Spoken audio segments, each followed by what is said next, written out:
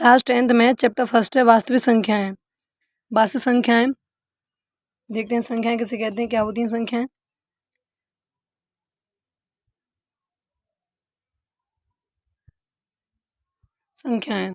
संख्याओं को हम दो भागों में डिवाइड कर सकते हैं।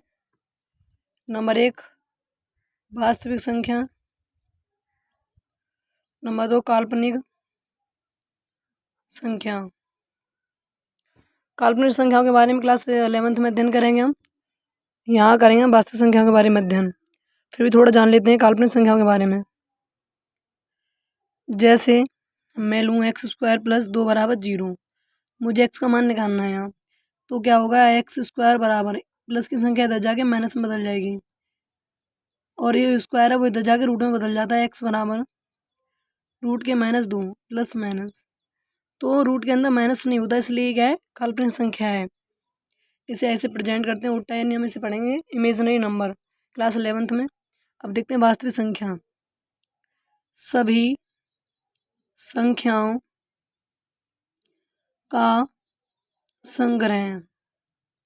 सभी संख्या, जितनी भी संख्याएं बेटा, सभी का संग्रह क्या कहलाता है, हमारा वास्तविक संख्या। इन्हें अच्छे से पढ़ना, अध्ययन करना, सवाल से बनते रिलेटेड जितने भी सवाल होंगे। नंबर 1 देखते हैं प्राकृतिक संख्या। प्राकृतिक संख्या 1 2 3 4 5 ... ये 1 से शुरू होती हैं, जिन्हें बोलते हैं प्राकृतिक संख्या। नंबर 2 पूर्ण संख्या 0 1 2 3 4 5 ... ये 0 से शुरू होती हैं। प्राकृतिक संख्या, पूर्ण संख्या, फर्क कितना है, इसमें एक 0 नहीं लेते, इसमें 0 लेते हैं। नंबर 3 अभाज्य संख्या। वे संख्या जो एक तथा स्वयं से विभाजित हों उन्हें हम अभाज्य संख्या कहते हैं। जैसे 2 3 5 7 ...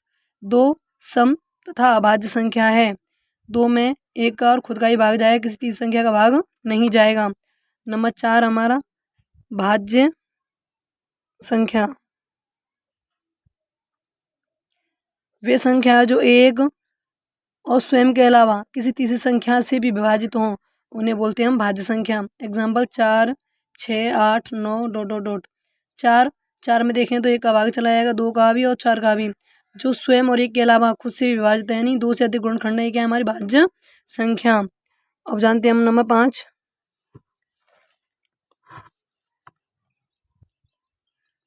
हम लेते हैं परमेय संख्या। परमेय संख्या वे संख्या जिन्हें p/q के रूप में लिखा जा सके। p/q के रूप में लिखा जा सके जहाँ q डज नॉट इक्वल 0, यानी q हमारा 0 नहीं होना चाहिए। एग्जाम्पल लेंगे बेटा हम 1/3 2/7, ठीक है, और भी ले सकते हैं। हम एक चीज़ समझने योग्य यहाँ पे ये है, याद रखना हमेशा HCF P और Q।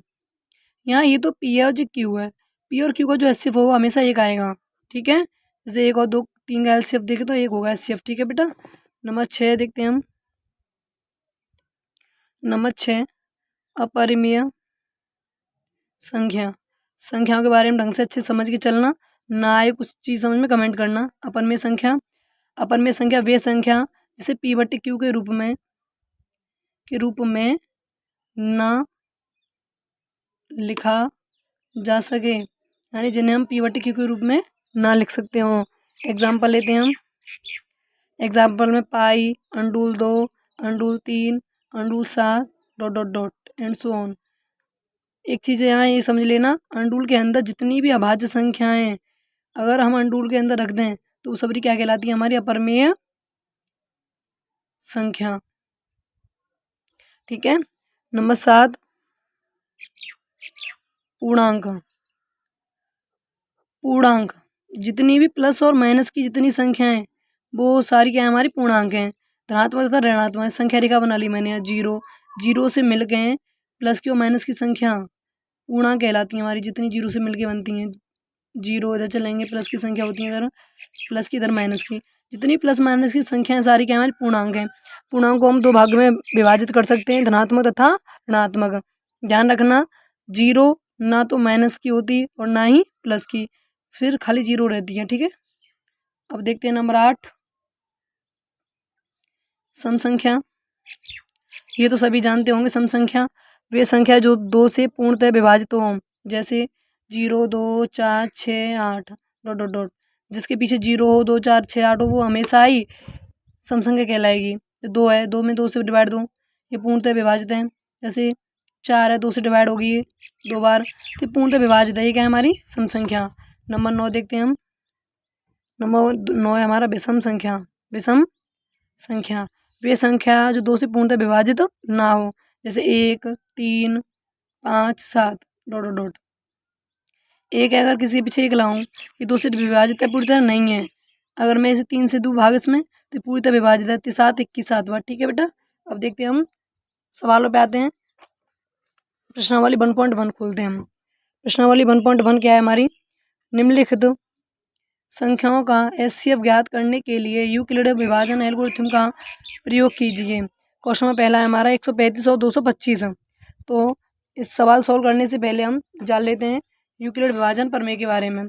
तो आपको प्रमेय 1.1 पढ़नी है, ये रखिए, इसमें मैंने हाईलाइटर से कर रखी है यहाँ पे। यूक्लिड विभाजन प्रमेय। प्रमेय का दो धनात्मक पूर्णांक ए और बी दिए रहने पर ऐसी अद्वितीय पूर्ण संख्याएं क्यू और आर विद्यमान है कि ए बराबर बी क्यू प्लस आर, जहाँ आर 0 से बड़ा है, बराबर है तथा बी से छोटा है। तो बेटा इसे के बारे में जानते हो और ढंग से, ठीक है। फिर सवाल करते हैं हम, देखते हैं हम।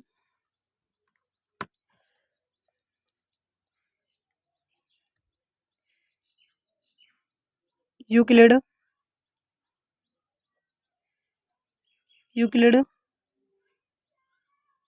विभाजन प्रमेय क्या है कहती है और क्या है, ठीक है। जैसे आपने भाग में कभी देखा हो, भाज्य बराबर होता है हमारा, भाज्य बराबर भाजक गुणा भागफल प्लस शेषफल। जैसे एग्जाम्पल लूँ मैं एक, इसमें 2 का भाग दिया 3 में, 2 एक अंक 2 एक बार गया, बचा 1। तो ये हमारा भाज्य बराबर भाज्य हो गया भाजक गुणा भागफल प्लस शेषफल। तो हम लिखेंगे, यहाँ लिख सकते हैं भाजक, भाज्य क्या हमारा 3 है, भाजक क्या है हमारा 2, भागफल क्या है हमारा 1, शेषफल क्या है 1। तो हम इसे सोल्व करें, 2 एक अंक 2 और 1, 2 और 1 तो 3, यानी 3 बराबर 3 आ गया। ठीक है भाई, यही हमारी यूक्लिड विभाजन प्रमेय का है। बस इतना फ़र्क है इसमें। इसे हम ABCD के रूप में व्यक्त करेंगे, ठीक है। देखते हैं, जैसे कि यहाँ हम इसे बोल सकते हैं, यहाँ ए को हम 3 को ए और 2 को बोलेंगे हम बी और 1 को बोलेंगे क्यू और ये शेष बचा इसे बोलेंगे आर, रिमाइंडर। तो हम लिखेंगे ए बराबर बी क्यू प्लस आर। ये क्या हमारी यूक्लिड विभाजन प्रमेय, ठीक है। क्वेश्चन नंबर पहला है, हम देखते हैं क्वेश्चन नंबर पहला, देखते हैं 135 और 225। 135 और 225 सॉल्व करते हैं हम इसे। लिखेंगे यूक्लिड विभाजन प्रमेय द्वारा। आप आराम से समझ सकते हैं, कोई दिक्कत हो समझने में तो कमेंट करके प्लीज़ पूछ लेना। वैसे मैंने सरल से सरल भाषा में समझाने की कोशिश की है इसे। आपने एचसीएफ पढ़े हों या ना पढ़े हों फिर भी देख लेना। हम इन्हें एचसीएफ विधि से करेंगे, भाग विधि से। इसमें देखते हैं हम 135 छोटी है 225 से, ठीक है। तो 135 का भाग देंगे हम 225 में। तो हम इस काम को रफ पे करेंगे, सुई पेपर में करना है हमें, ये पेपर में भी रफ पे ही करना है। तो 135 का भाग देंगे 225 में। तो हम देखेंगे 135 एक 135, हाँ 135 तो एक बार में चला आएगा बस। तो ये 135, 5 में से 5 गए तो 0, 12 में से 3 गए, 12 में से 3 गए 12, 11, 10, 9 बचेंगे, ठीक है बेटा। 90। तो मैंने बताया था यहाँ हमारी ए है, ये बी है, ये क्यू है और ये क्या हमारा आर है। तो हम करेंगे इसे यूक्लिड विभाजन प्रमेय द्वारा ए बराबर बी क्यू प्लस आर।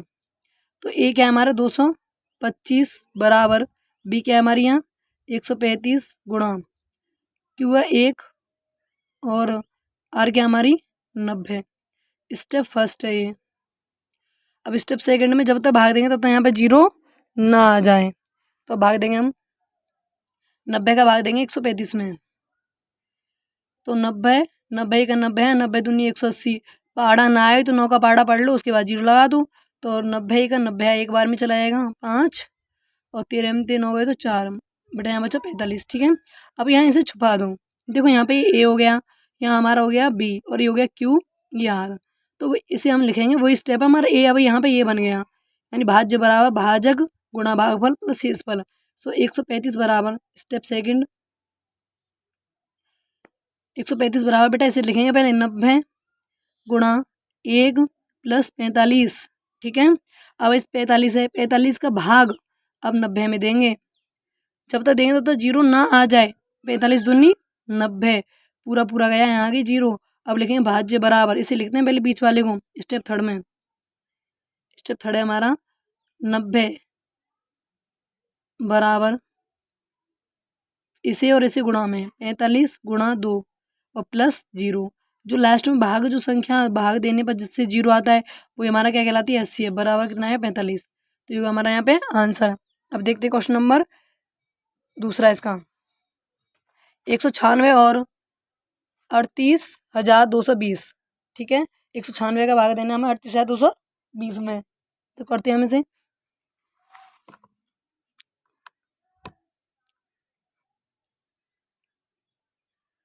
एक 196 और 38,220। ठीक है बेटा, हम इसका भाग देंगे 196 का।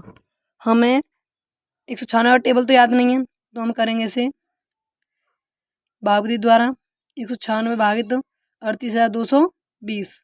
तो हमें डायरेक्ट भाग तो नहीं दे सकते, तो हम इसे छोटी छोटी संख्या में भाग देंगे। पहले देंगे एक बार 196 बार हम 6 के तो 6, यहाँ बचेंगे 7 कैरी ले लेंगे।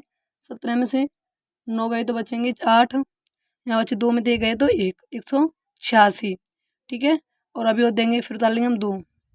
तो 196 भाग देंगे 9 बार जाएगा 1764 आएगा।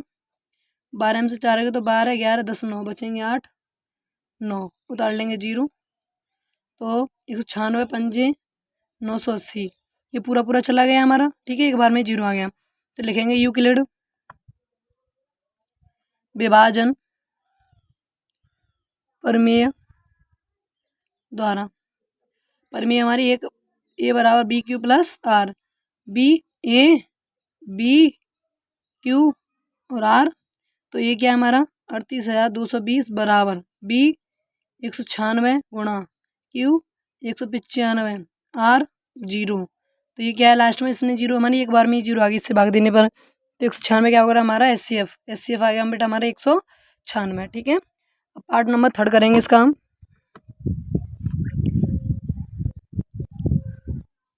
पार्ट नंबर थर्ड क्या है इसका 867 और 255। 867 तथा 255, 867 और 255।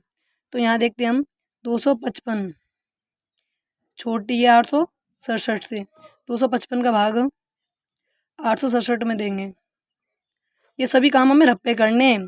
यहाँ तो खाली हम लिखेंगे यूक्लिड विभाजन प्रमेय द्वारा। तो यहाँ देंगे 255 3 बार भाग देंगे इसका 765 बार जाएगा। 7 में 5 गए 6 7 2 बचेंगे यहाँ 0 और यहाँ 102। ठीक है बेटा, ए फिर जी बी फिर क्यू आर। ध्यान रखना इस तरह लिखने का तरीका यही है, ए बराबर बी क्यू प्लस आर। तो ए क्या है हमारे यहाँ पे 867 बराबर बी 255 गुणा 3 आर कितनी है 102। अब फिर भाग देंगे हम 102 का भाग देंगे हम 255 में। कितनी बार जाएगा देखते हैं। 2 बार जाएगा, ये आएगा 204। घटाएंगे 5 में 4 गए तो 1 और यहाँ बचेंगे 5, 51 बचेंगे। ठीक है, अभी हमारे ए बी क्यू आर, इसे तो निकालेंगे यहाँ। तो लिखेंगे 255 बराबर 102 गुणा 2 प्लस 51। अब 51 का भाग देंगे तो 102 में, 51 का भाग 102 में आएगा 2 बार, 51 दूनी 102। ठीक है, तो बेटा यहाँ लिखेंगे स्टेप थर्ड में हम, यहाँ हो गया हमारा ए बी क्यू आर। तो ये क्या हमारी, इसे आगे लिखने 102 बराबर 51 गुणा 2 प्लस 0। तो ये एस क्या हुआ जो लास्ट में होता है हमारा, वही क्या होता है, एस हो गया 51। तो ये हमारा आंसर। अब क्वेश्चन नंबर देखते हैं हम दूसरा। दर्शाइए कि कोई भी धनात्मक विषम पूर्णांक 6q+1 यहाँ 6q+3 यहाँ 6q+5 के रूप का होता है, जहाँ q कोई पूर्णांक है। हम इसे बहुत सरल भाषा में करेंगे, अब तक टीचरों ने करवाया होगा बहुत हार्ड भाषा में। बच्चों को क्वेश्चन समझ में नहीं आता ज़्यादातर, मैंने देखा है, फिर भी मैं कोशिश करूँगी सरल सरल भाषा में समझा पाऊँ। चलिए करते हैं इसे। क्वेश्चन नंबर सेकंड, दर्शाइए कि कोई विषम पूर्णांक 6q+1 या 6q+3 6q+5 के रूप का होता है, जहाँ q कोई पूर्णांक है। तो हम लिखेंगे इसे हल। क्वेश्चन नंबर दूसरे का हल, यूक्लिड विभाजन प्रमेय का द्वारा, प्रमेय का द्वारा। तो बेटा यूक्लिड विभाजन प्रमेय क्या कहती है, ए जो होगा वो हमेशा बी से बड़ा होगा। ए का मतलब क्या होता है ये समझ लो पहले। ए का मतलब यहाँ है 2 का भाग अगर मैं तो 3 में दूँ, 2 1 2 बचेगा 1। तो यहाँ ए है, यहाँ बी और ये क्यू और यहाँ हमेशा रिमाइंडर बी से तो छोटा आएगा, बी से कैसा आएगा, रिमाइंडर छोटा आएगा हमेशा।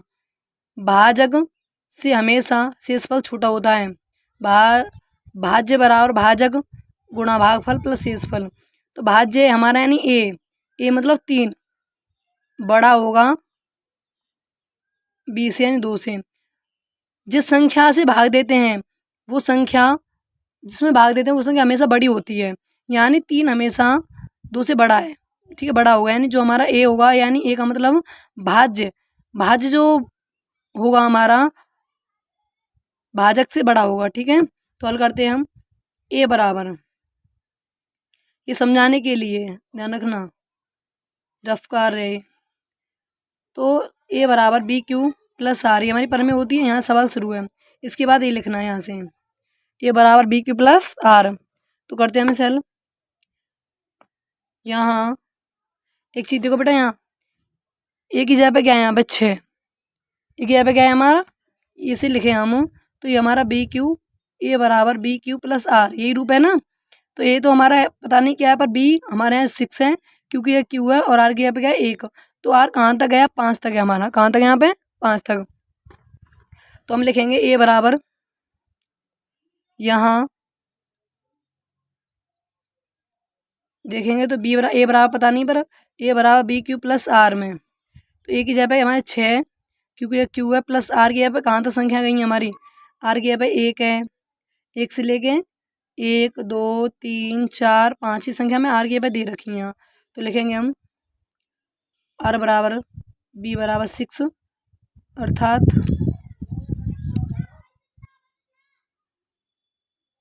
बी बराबर 6 हो गया, कॉमा आर बराबर लिख लो बेटा 0 1 2 3 4 5। अर्थात हम कहेंगे जब आर बराबर क्या हो 0, आर बराबर 0 रखेंगे। तो आर बराबर 0 रखेंगे हम, किस में रखेंगे आर बराबर 0, इसमें। तो ये आर बराबर 0 रखेंगे, ए बराबर 6q प्लस 0, 6q प्लस 0 हमने क्या रखा है, आर की जगह पे 0, आर की जगह पे 0 रखने पर हमने देखा ए बराबर 6q आ गया। 6q का मतलब ये सम आ गई, कौन संख्या आ गई, सम। आप कहोगे सम कैसे भाई, सम ऐसे है 6q, अगर मैं q की जगह पे साइड में रफ लिख लेती हूँ, समझते जाना, 6q, अगर मैं q की जगह पर अगर 1 लूँ तो 6 बन जा 6, यानी सम संख्या है। अगर मैं 6 की जगह पे एक यहाँ पे 2 लिख दूँ 6 इंटू 2, 6 दूनी 12, फिर भी सम है। तो मतलब ये संख्या कैसी है हमारी यहाँ पे सम संख्या है। अब लिखते हैं बेटा आगे, जब r बराबर 1। बेटा ध्यान रखने के बाद मैं दोबारा समझा दूँ, बस कुछ नहीं करना, हमें यहाँ लिखनी है यूक्लिड विभाजन प्रमेय से द्वारा। फिर इसके बाद लिखेंगे ये a बराबर बी क्यू प्लस आर। फिर इसके बाद यहाँ B Q plus R, B का मान कितना 6, बी के यहाँ पे कितना 6 दे रखा है हमें। फिर इसके बाद लिखेंगे आर बराबर 6 तक गया है, क्वेश्चन हमारा 5 तक है, 0 1 2 3 4 5 तक मान लेंगे हम। अर्थात आर बराबर 0 रखने पर, क्रम से रखते जाएंगे इन मानों को, आर बराबर 0 रखने पर आर के यहाँ पे क्या रख देंगे 0, तो 0 रखने पर क्या मिलेगा 6 सम संख्या हुई। अब रखेंगे आगे यहाँ पे 1 इसमें ही, तो ये हो जाएगा हमारा a बराबर 6 प्लस 1। तो अगर मैं देखो ये विषम संख्या है, कैसी है विषम संख्या, हमें विषम ही चाहिए, उन्होंने कहा विषम रूप का होता ही नहीं होता। समीकरण नंबर 1 डाल देंगे। देखो मैं जोड़ के दिखाऊँ तुम्हें, 6 तुमने देखा सम यानी विषम हो गई। विषम कैसे हो गई, अगर मैं 2 में 1 जोड़ूँ किसी सम संख्या में, तो मेरी सम है, मैंने पहले साल किया है सम, अगर मैं सम में कोई संख्या विषम जोड़ूँ तो क्या आएगी, वो विषम ही आएगी। अगर 6 में अगर 1 जोड़ूँ तो विषम, कैसी संख्या निकलेगी हमारी विषम संख्या निकलेगी। कैसी संख्या निकलेगी बेटा, ये विषम संख्या निकलेगी। तो ये होगी विषम। अब लिखेंगे r बराबर 2 रखने पर r के यहाँ पे 2 रख देंगे हम, तो a बराबर 6 प्लस 2, ये कैसी होगी सम हो गई। कैसे सम, ये सम है। मान लो 6 में अगर 2 जोड़ूँ 8, कैसा आएगा 8। 6 में और भी ले लो सम संख्या कोई, 4 में अगर 2 जोड़ लो 6, ये सम ही आएगी हमेशा। कैसी आएगी सम संख्या, हम सम जोड़ेंगे सम। तो हमें चाहिए क्या विषम संख्या, सवाल में पूछा गया है, तो हम सम छोड़ देंगे। ठीक है, तो अब आगे देखेंगे हम, आगे हल करते हैं इसमें। यहाँ तो हो गया हमारा r रखने पर। अब रखेंगे r बराबर 3 रखने पर, r के यहाँ पे 3 रखेंगे, तो a बराबर 6 प्लस 3, ये विषम होगी हमारी। कैसी होगी ये विषम। समीकरण नंबर 2 डाल देंगे। अगर 6 में 3 जोड़ो 9, 4 में 2 जोड़ 4 में 3 जोड़ेंगे 7, विषम। यानी सम में किसी विषम संख्या को जोड़ेंगे तो क्या आएगी विषम संख्या आएगी। अब हो गया हमारे यहाँ। अब रखेंगे r बराबर 4 रखने पर, तो ये बराबर 6 प्लस 4, ये सम है और ये सम है, तो कैसी होगी सम संख्या। सम से हमें कोई मतलब नहीं है, विषम देखनी खाली। अब रखेंगे r बराबर 5 रखने पर, r के यहाँ पे क्या रखेंगे 5 रखेंगे, तो a बराबर b 6 प्लस 5। अगर सम में विषम जोड़ेंगे तो क्या आएगा, ये विषम संख्या आएगी बेटा। कैसी आएगी विषम संख्या। समीकरण नंबर 3। ठीक है, हमें कहाँ तक मान थे हमारे r के मान 5 तक थे, 0 1 2 3 4 5, तो हमने निकाल दिए 5 तक हमारे मान यहाँ पे आ चुके हैं, 5 तक। तो 5 तक मान आ गए हमारे, यहाँ हमने निकाल दिए, तो ये विषम। तो लिखेंगे समीकरण 1 2 तथा 3 से स्पष्ट है। स्पष्ट है, क्या स्पष्ट है ये बताना हमें, क्या स्पष्ट है। सवाल में पूछा गया था 6 प्लस 1 और 6 प्लस 3 और 6 प्लस 5 के रूप का होता है, तो हमने निकाली विषम विषम विषम, यानी कोई भी धनात्मक विषम पूर्णांक पूछा है, तो हम लिखेंगे समीकरण 1 2 3 से स्पष्ट है कि कोई भी, ये भाषा लिख रही है यहीं से लिख देंगे, कोई भी धनात्मक विषम पूर्णांक 6 प्लस 1 6 प्लस 3 6 प्लस 5 के रूप का होता है। तो लिखते हैं बेटा हम, स्पष्ट है कि कोई भी धनात्मक विषम पूर्णांक 6 प्लस 1 6 प्लस 3 या 6 प्लस 5 के रूप का होता है। ठीक बेटा, ठीक है। सवाल नंबर 2 हो गए हमारे। सवाल नंबर 3 देखते हैं हम। किसी परेड में 616 सदस्यों वाली एक सेना यानी आर्मी की सेना की टुकड़ी को 32 सदस्यों वाले एक आर्मी बैंड के पीछे मार्च करना है। दोनों समूह को समान संख्या वाले स्तंभों में मार्च करना है। उन स्तंभों की अधिकतम संख्या क्या है जिसमें वे मार्च कर सकते हैं, यानी अधिकतम पूछा गया है। क्या पूछा गया हमसे, अधिकतम। तो हम लिखते हैं, सवाल नंबर करते हैं आगे। क्वेश्चन नंबर 3 है हमारा। ध्यान रखना एक चीज़, अधिकतम के लिए एचसीएफ करते हैं हम। हमें अधिकतम मान निकालना होगा तो करेंगे हम एचसीएफ, और न्यूनतम मान निकालना होगा तो करेंगे हम एलसीएम। ठीक है, तो हम एचसीएफ करते हैं इसका। प्रश्नानुसार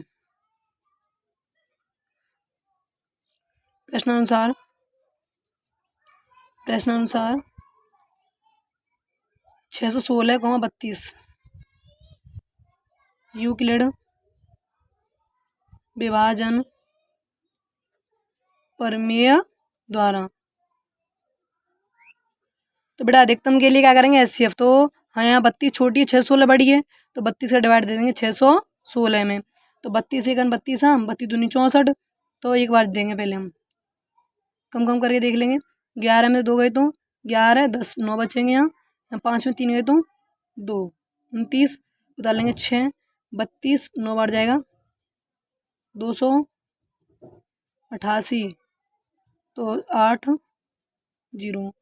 ठीक है, यहाँ लिख लेंगे हम ए बराबर बी क्यू प्लस आर। ए की जगह पे क्या है 200, 616 बराबर बी की जगह 32 गुणा क्यू की जगह पे ये हो गया 19। लिखना आ गया होगा तो तुम्हें, नहीं आया हो तो एक बार देख लो, ये ए बी क्यू आर। ए की जगह पे 616, बी की जगह 32, क्यू की जगह पे 19 प्लस आर की जगह पे 8। ठीक है, अब यहाँ 0 नहीं आया, अभी और देंगे। 8 का भाग करेंगे 32 में, 8 चौका 32, तो लिखेंगे यहाँ 32 बराबर 8 गुणा 4 प्लस 0। तो जिसने भाग करने पर अंत में 0 आता है अभी क्या होता है हमारा, एचसीएफ होता है। तो आंसर आ गया हमारा 8।